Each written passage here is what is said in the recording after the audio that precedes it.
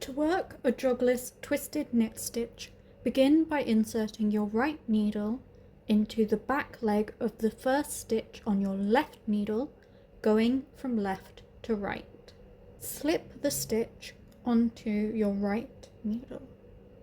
Now insert your left needle tip into the center of that slipped stitch and return it to the left needle.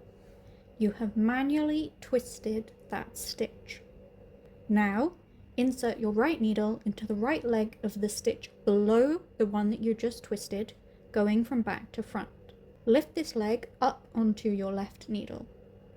Now work a knit two together, knitting the twisted stitch together with the lifted leg of the stitch below.